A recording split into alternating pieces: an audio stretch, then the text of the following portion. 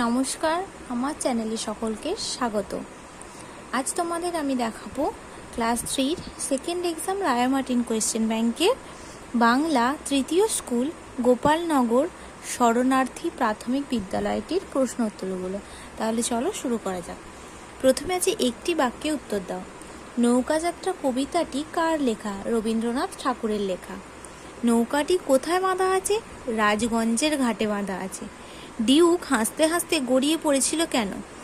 কারণ লেখক যখন কচ্ছপটাকে ব্যাটারি ছুঁড়ে মেরেছিলেন তখন সে আদর করছে ভেবে এগিয়ে এসেছিল, তাই সে হাসতে হাসতে গড়িয়ে পড়েছিল। এক সময়ে গাছেরা কিভাবে চলাফেরা করত?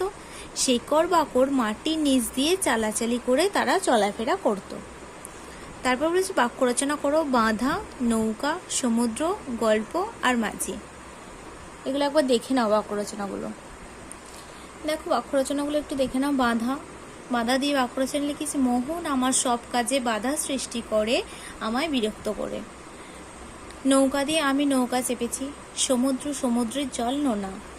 গল্প, ঠাকুমা আমায় রোজ গল্প বলেন। মাঝি, নৌকায় মাঝি বসে আছে। তারপর আছে এলোমেলো বর্ণগুলিকে সাজিয়ে শব্দ তৈরি করো।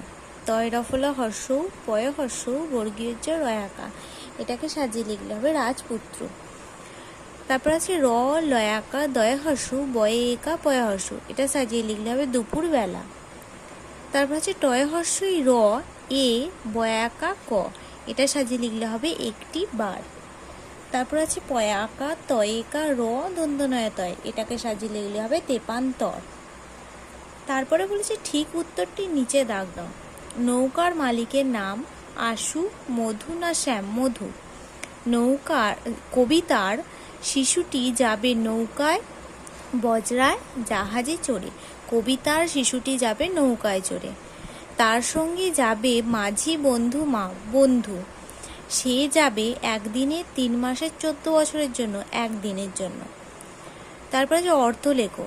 দেহ, দেহর অর্থ হলো শরীর। গভীর, গভীরের অর্থ হলো ঘন। আচমকা, হঠাৎ।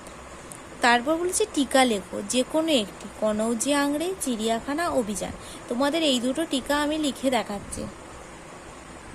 দেখো কনৌজি আংড়েটা লিখেছি 1969 সালের 1 ফেব্রুয়ারি লেখক এবং ডিউক যে ডিঙি নৌকা করে আন্দামানের অভিমুখে যাত্রা করেছিলেন তার নাম ছিল কনৌজি আংড়ে।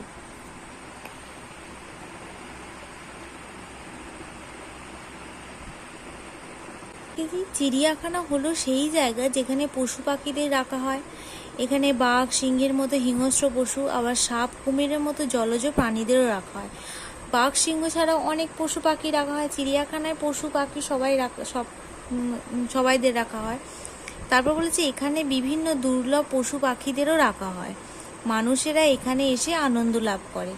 কলকাতার আলিপুরে একটি চিড়িয়াখানা আছে।